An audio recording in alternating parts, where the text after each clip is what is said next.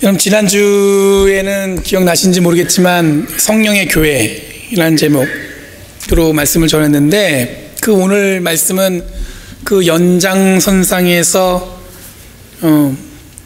교회에서 일어났던 한 가지 사건을 통해서 성도, 성령의 능력 가운데 어떤 성도가 성령의 능력 가운데 있는지 그것을 이야기하고자 합니다. 더불어서 아마 이게 교회에 대한 좀 깊이 있는 이해가 저와 여러분에게 있기를 간절히 바랍니다.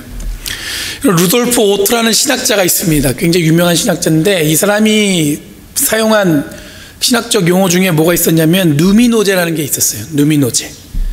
그 용어는 뭐냐면, 인간이 어떤 그 거룩한 존재를 만났을 때, 그 앞에 섰을 때 자신을 피조물로 인식하는 거예요. 뭘로 인식하냐면 감정적, 미적, 또 직관적으로, 내가 이 창조주 하나님 앞에 섰으니까 그 거룩함에, 어떻게 보면 여러분들 이 두려움에 내가 깨닫는 거예요. 내가 창조되어졌구나. 그걸 뭐라고 그러냐면 누미노제입니다. 독일 말인데, 그 누미노제란 말이 여러분들 다른 말로 쉽게 표현하면 여러분들 거룩한 체험이라고 볼 수가 있어요. 내가 다르게 설명하면 이 거룩한 체험은 어쩌면 뭐냐면 거룩한 두려움을 경험하는 순간, 그렇게 볼 수가 있습니다. 여러분, 기독교는 여러분 잘 알지만 경험적인 신앙을 중요하게 여깁니다. 다들 여러분들 하나님의 은혜를 경험했고 고백했던 것처럼 우리는 어쩌면 이 누미노제를 경험한 자들이에요. 여쭤볼게요. 여러분들 하나님을 만났을 때 그 거룩함, 그 놀라움에 여러분들 우리 마음이 두렵고 떨린 적이 있으세요? 다들 그런 적이 있나 한번 생각해 보시는 건데, 아마 여러분들 내가 받은 은혜, 그 기쁨, 그 감격 가운데 아마 하나님이 살아서 계시는구나, 그걸 고백했던 그런 순간이 있었을 것인 겁니다.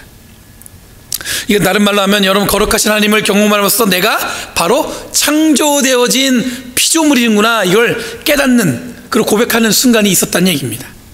하나님에 대한 경외감을 느끼면서 동시에 하나님에 대한 두려움을 경험한다는 것, 그게 바로 누미노제예요.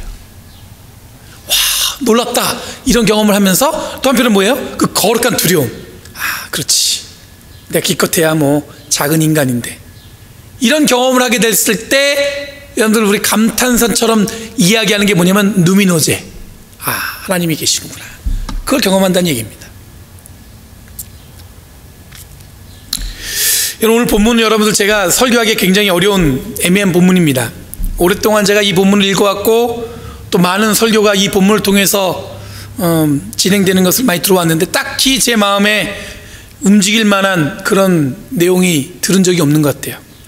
우선 여러분들 아나니아와 삽비라 이야기를 통해서 듣게 되는 대표적인 메시지는 뭐냐면 하나님의 것을 속인 자에 대한 교훈입니다.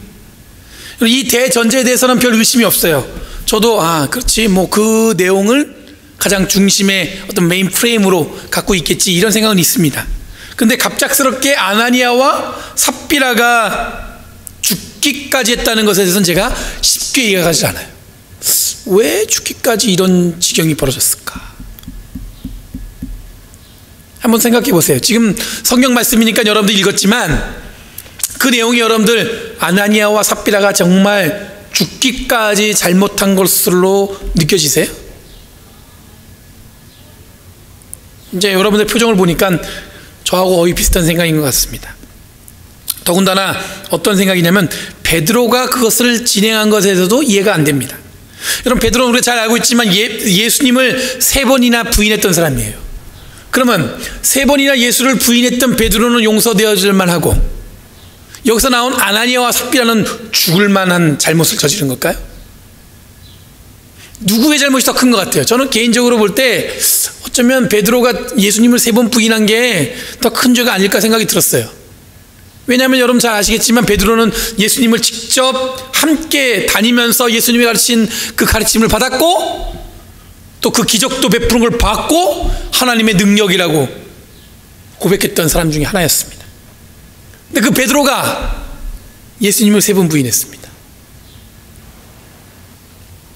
그것과 비교했을 때 여러분, 아나니아와 삽비라의 죄, 어느 게 더 큰 것 같아요?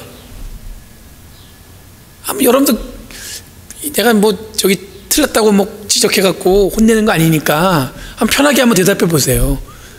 모르겠어요. 예, 모를 수도 있죠. 예. 둘 다 잘못한 것 같긴 한데, 근데 그거에 동의하시죠? 죽을 지경인가?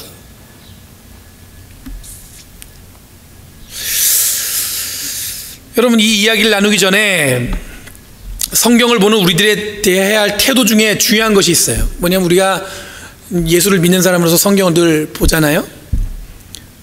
우선 여러분도 가장 중요한 태도 중에 하나는 뭐냐면 성서의 세계에 들어가기 위한 인식론과 지금 우리가 갖고 있는 일반적인 어떤 인식론이 차이가 있다는 걸 우리가 좀 인정해야 돼요. 무슨 얘기냐면 성경에 나와 있는 인식, 그때 생각했던 그 초대교회 때 그 이야기되는 그 내용을 지금 우리가 갖고 있는 어떤 사고 구조나 그런 관점을 갖고 보려고 막 자꾸 노력하면은 자꾸 부딪히는 게 많아요.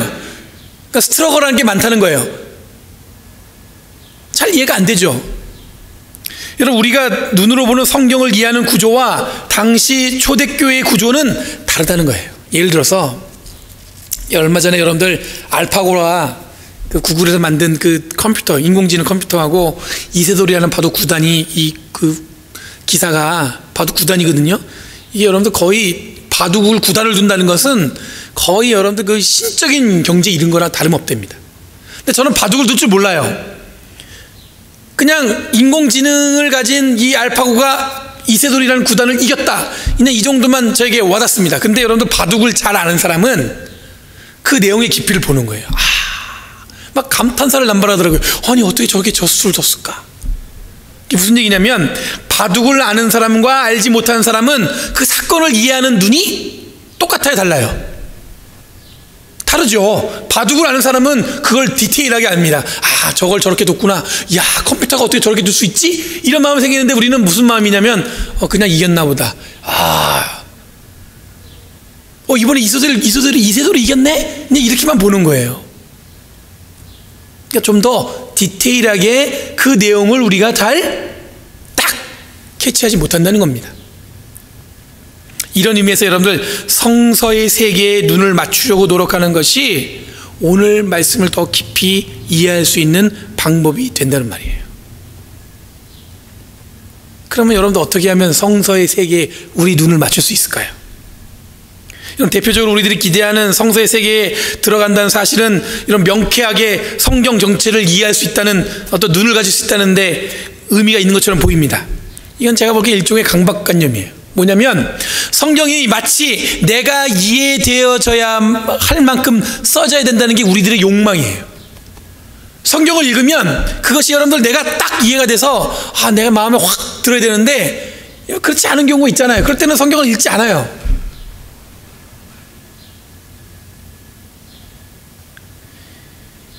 우리가 성경을 읽는 이유가 마치 명쾌하게 우리의 이해를 구하기 위한 것이라고 생각하는 분들이 계세요. 근데 여러분 결코 그렇지 않습니다. 성경은요, 우리의 이해를 구하기 위해서 쓰여진 내용이 아니에요. 하나님의 신비한 계시와 하나님의 놀라운 은혜가 적혀 있는 내용이에요. 쉽게 얘기해서 그것은 여러분들 우리를 위해서 쓰여진 말씀 많지만 내가 이해하기 위해서 나를 맞춰갖고 쓴 내용은 아니라는 거예요. 근데 우리 욕심은 뭐냐면 내가 이해하고 내가 이해하지 않고가 중요해요. 신앙생활도 마찬가지입니다. 내 마음에 드는 것이 맞고 내 마음에 안 들면 이건 틀린 것 같아요. 교회도 그래요. 내 마음에 들면 참 좋은 교회고 내 마음에 안 들면 참 안 좋은 교회예요. 굉장히 우리는 어쩌면 굉장히 이기적인 생각이 우리 안에 있는 것 같아요. 성경도 마찬가지예요. 내가 이해하게끔 쓰여지기 위해서 목적이 그게 아니란 얘기예요. 여러분, 우리가 성경의 세계의 눈을, 성서의 세계의 눈을 들어간다는 얘기는 뭐냐면 우리가 그냥 읽었을 때는 잘 이해가 안 되고 우리가 참 어떻게 보면은 명쾌하게 우리의 마음속에 들어오지 않지만 그 안에 숨겨진 신비한 하나님의 뜻과 계시를 알아가려는 데 있는 거죠. 그것이 여러분들 이해가 안 됐을 때 여러분들 한번 생각해 보는 거예요. 여기 분명히 하나님의 뜻이 있고 계시가 있을 텐데 그 의미가 무엇일까? 그런 생각을 가져야 되는 거예요. 이해가 안 되니까 내가 포기해야지. 이러면 안 된다는 겁니다. 여러분, 이런 의미에서 우리들이 아나니아와 삽비라 이야기가 단지 헌금과 관련된 내용으로 보거나 기껏 이해하는 것이 난해한 성경 구절이기 때문에 그냥 읽는 것을 기피한다면 그 성경 안에 깊이 배어있는 하나님의 뜻, 그 계시를 회피하는 것밖에 안 된다는 겁니다. 어떤 의미에서 여러분들 아마 쉽게 읽혀지는 이 본문 속에는 아직 열리지 않는 어떤 그런 의미가 있는 내용이 있다는 거예요. 그걸 열고 들어가서 그 의미를 발견하셔야 된다는 얘기예요. 그러면 이 본문 안에 들어있는 하나님의 계시, 그 뜻은 무엇일까? 아직 열리지 않은 그 문을 열고 싶은데 아직 열리지 않은, 답답하잖아요. 이게 무슨 내용일까? 아나니아와 삽비라가 그렇게 죽을 만한 내용인가? 그런 궁금함이 있는데 여러분들 우리는 그걸 질문하지 않고 그냥 넘겨버려요. 여러분, 오늘 본문의 시작은 예상치 못한 하나의 사건으로 시작합니다. 아나니아와 그의 아내가 삽비라가 하나님께 바치려고 땅을 팔았습니다. 오늘 본문에는 하나님께 바치려고 땅을 팔았다는 얘기 안 나와요. 하지만 여러분들 앞에 있는 본문 내용 보면은 사람들이 그때 초대 교회에는 모든 사람들이 가난한 자가 없도록 하기 위해서 자기의 소유를 팔아서 서로 나누어 가졌다는 말씀이 오늘 본문 앞에 나와 있어요. 그 본문과 연결해서 보면은 아나니아와 삽비라가 땅을 판 이유도 뭐예요? 하나님께 바치려고 땅을 판 겁니다. 그런데 이 두 부부가 의논한 끝에, 여러분, 의논했단 말도 나오지 않습니다. 근데 아나니아가 이것을 조금 자기 몫으로 좀 빼놔야지 이런 마음을 딱 먹는 순간에 그 아내인 삽비라가 뭐라고 나왔냐면 오늘 본문에 그것을 알았다고 얘기하고 있어요. 그게 여러분들 보면 의논하다는 말과 같은 말이에요. 우리가 번역은 그것을 알았다 이렇게 표현했지만 여러분들 원래 그 원어의 내용은 뭐냐면 그 두 부부가 하나님께 드리려고 땅을 팔았는데 그 팔아놓고 조금 자기 몫을 떼어놓기를 의논했다는 거예요. 그리고 나머지 판돈을 베드로 앞에, 사도들 앞에 가져왔습니다. 여러분, 여기서 두 가지 사실이 눈에 띕니다. 하나는 뭐냐면 하나님께 바치려고 땅을 팔았습니다. 그렇죠? 첫 번째 사실입니다. 두 번째는 뭐냐면 이 판돈 중에 일부를 빼돌리기로 이 부부가 의논했어요. 이게 두 번째 사실이에요. 여기까지 여러분 우리가 본 대로예요. 맞죠? 여러분, 땅을 판 돈을 땅 주인이 알아서 할 일입니다. 제 말에 여러분들 틀림이 있나요?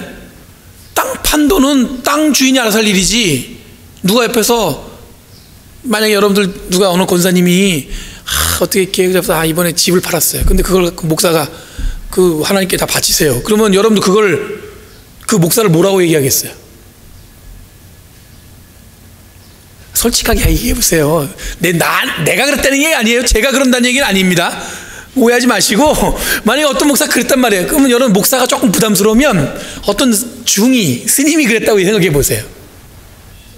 뭐라 그래요? 미친놈이라고. 여러분, 그건 누구 거예요? 땅 주인이 할 일이지 옆에 사람이,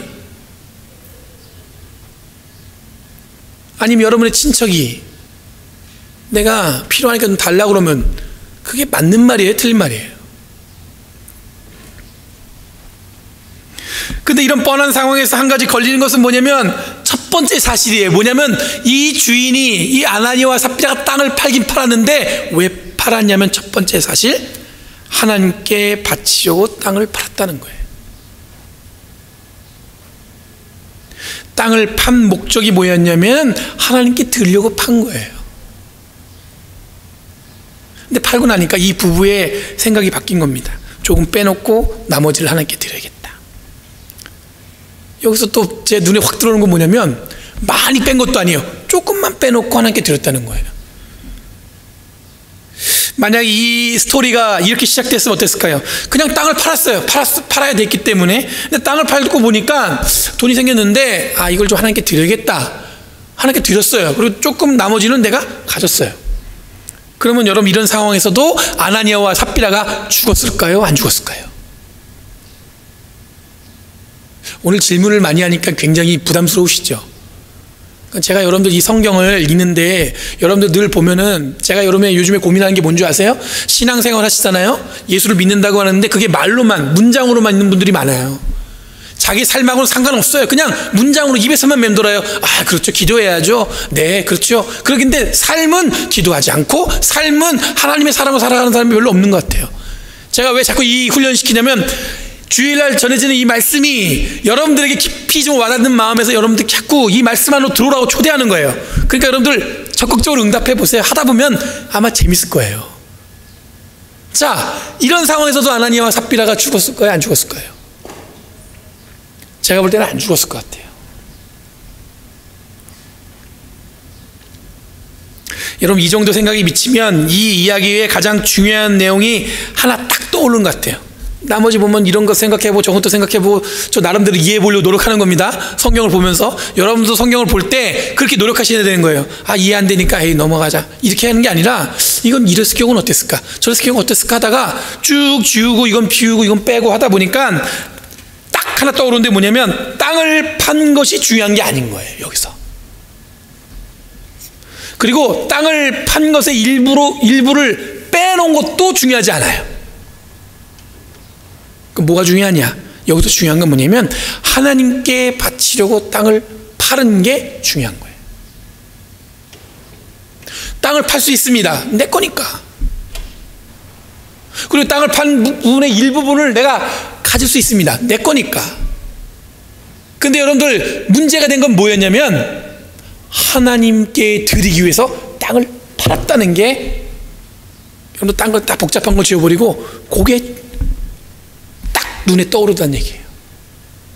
아, 그렇구나. 하나님께 드리려고 땅을 판 건데 이게 문제가 되는 거예요. 그러니 여러분, 아나니아 삽비라 이야기는 하나님께 바치려고 땅을 팔았다가 여러분 중요한 핵심적인 내용입니다. 이것은 여러분 구약에서 여러분 아간의 이야기에서도 약간 비슷한 내용을 볼 수가 있어요. 아간이 여러분들 아이성을 함락한 이후에 여러분들 하나님께 드려야 될 것을 자기가 몰래 숨겼다가 여러분 그게 걸리잖아요.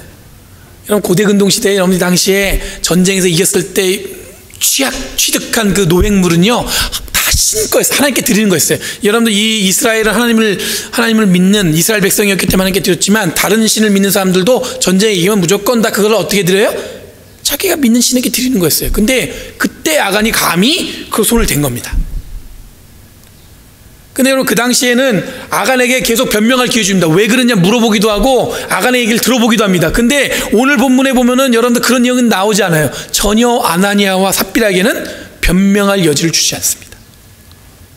그리고 아간의 여러분들 그 잘못을 철저하게 죽음으로 응징한 이유는 뭐냐면 당시에 이스라엘이 그 공동체가 여러분들 앞으로 겪어야 될 그 상황 속에서 이 공동체가 꼭 지켜야 될 교훈이 여러분 그 이스라엘 그 민족에게 딱 새겨졌어요. 아간 하면 떠오르는 게 그 사람들은 뭐예요? 하나님께 드려야 될 것을 자기가 몰래 취한 사람. 그렇기 때문에 여러분들 그것은 그 민족의 큰 교훈으로 남았습니다. 그런데 아나니아와 삽비라 이야기는 어쩌면 공동체를 위해서 마련된 그런 교훈적인 이야기는 아닌 것 같아요. 여러분, 아나니아와 삽비라가 하나님께 바치기 위해 땅을 팔았다는 것은 그 중에 일부를 챙긴 이유와 그 자초지종을 잘 알지 못합니다.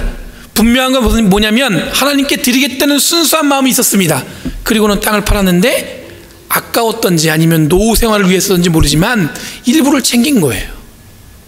그게 우리가 명확하게 봐야 될 오늘 본문에 있는 첫 번째 사실입니다.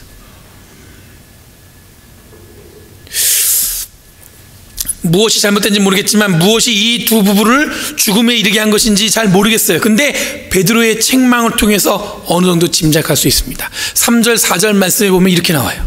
아나니아, 왜 사탄에게 마음을 빼앗겨 성령을 속이고 땅 판 돈의 일부를 빼돌렸어?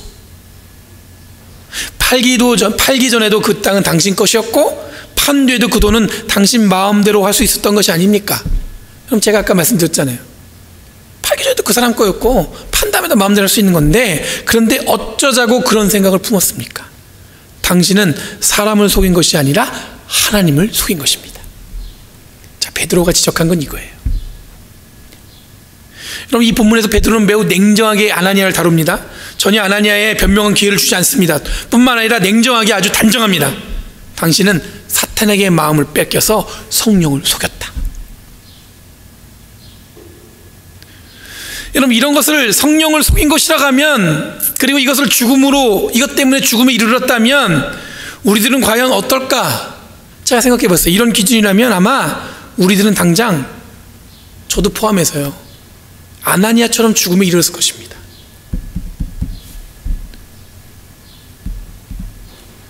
그뿐입니까? 베드로의 말이 끝나자마자 아나니아가 그냥 바로 거꾸로 죽었습니다. 그리고 젊은이들이 그 시체를 싸매고 들고 나갔는데, 여러분, 이 사실을 모르는 삽비라가 베드로 앞에 왔습니다. 그리고 이 얼마나 잔인한 내용이에요. 그 이어지는 말이 뭐냐면, 또 이 삽비라도 똑같은 말을 했다가 자기 남편을 장사 지내고 온 젊은이들이 들어올 때 또 죽어서 그 사람들이 또 그 삽비를 장사 지냈다는 거예요.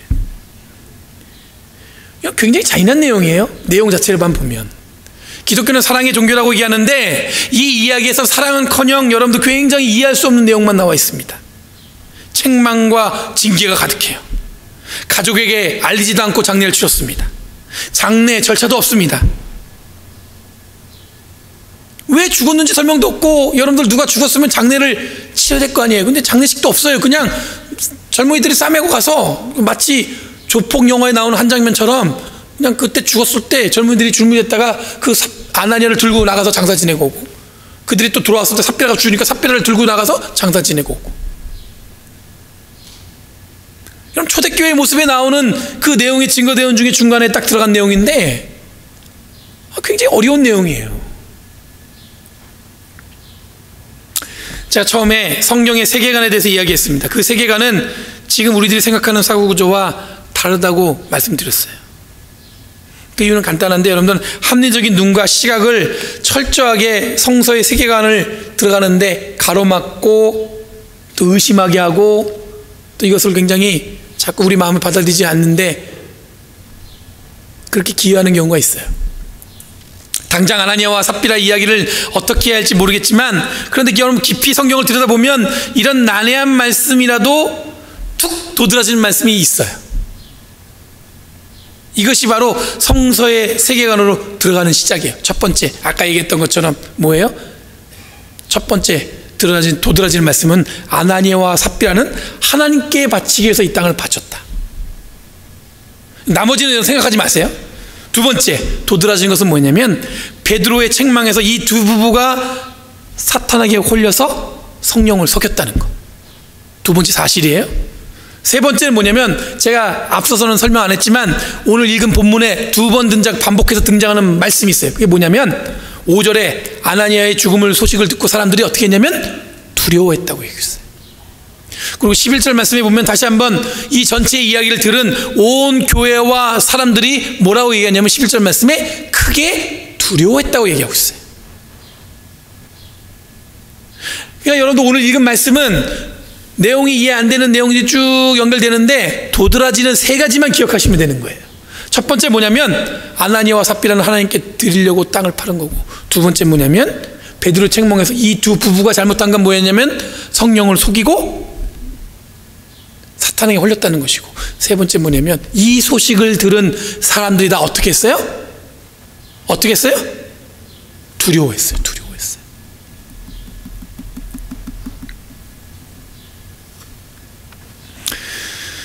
여러분, 이 말씀을 더 간단하게 말씀드리면 하나님께 바치려고 결심한 마음이 욕망에 의해서 훼손되었습니다. 이 말은 다음과 같습니다. 은혜 받은 분들이 열심히 예수를 믿고 교회에서 봉사하고 믿는 자로 잘 살기로 결심했습니다. 내가 열심히 주님을 섬겨야지. 그런데 여러분들 우선순위가 완전히 하나님께로 바뀐 거예요. 내 삶의 우선순위가 완전히 나의 프라이어티가 하나님께로 딱 집중이 된 겁니다. 이게 얼마나 큰 은혜입니까? 그런데 이 우선순위가 어느 순간에 역전되었습니다. 하나님과 교회보다 자기의 삶이 우선순위가 되어버린 거예요. 이것이 바로 오늘 아나니아와 삽비라의 이야기예요. 두 번째, 여러분, 사탄에게 홀려서 성령을 속였다. 여러분, 이 말은 원래 결심한 우선순위를 뒤집는 결정적인 그 순간을 말하는 것입니다. 자기의 프라이어티, 우선순위가 하나님이었는데 그게 갑자기 뒤로 밀리는 순간, 그게 뭐냐면 사탄에게 홀려서 성령을 속이는 일과 같다는 거예요.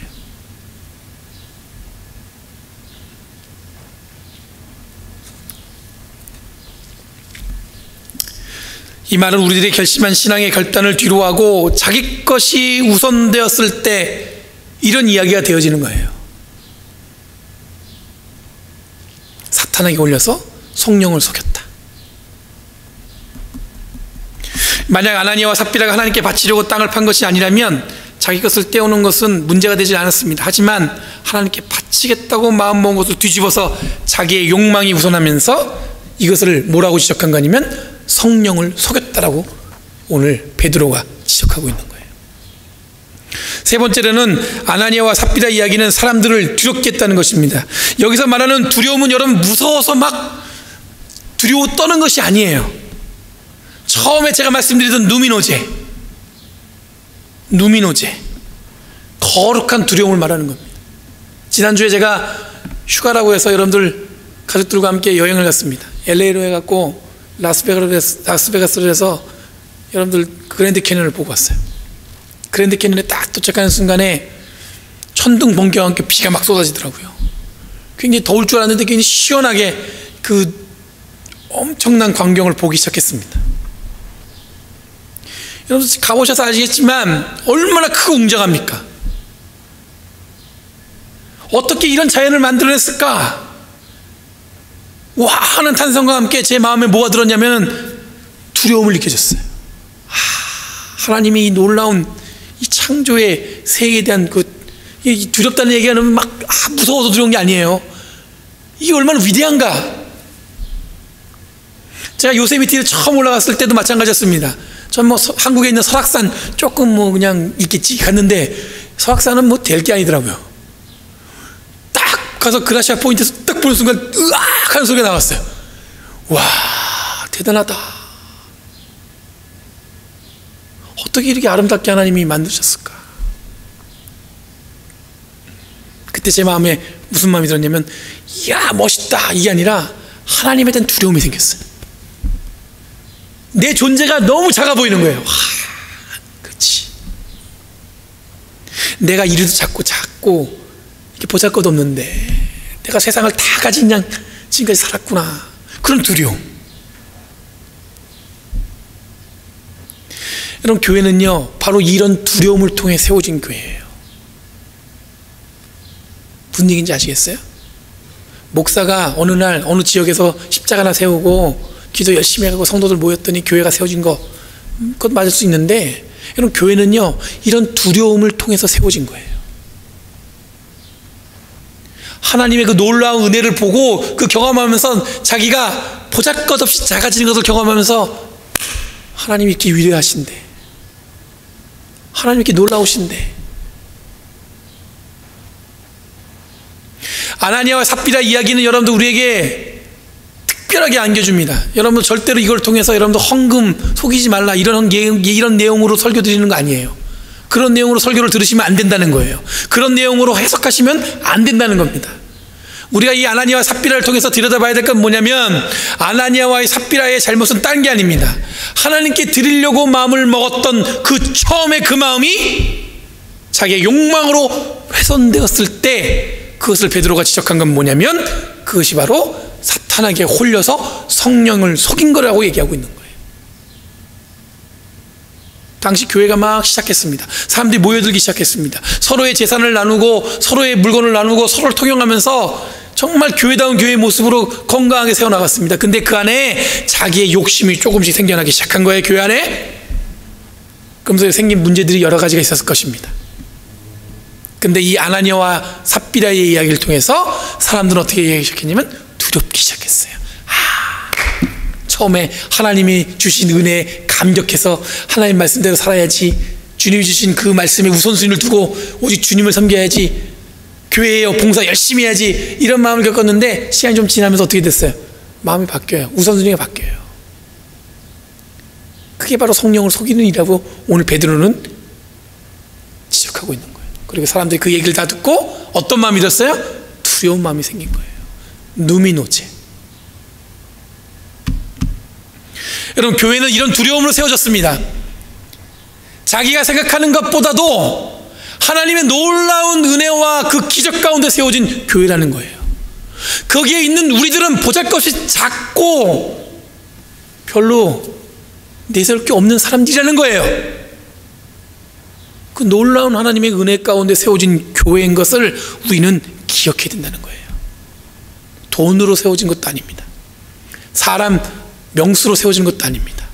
하나님을 향한 두려움으로 세워진 게 교회예요.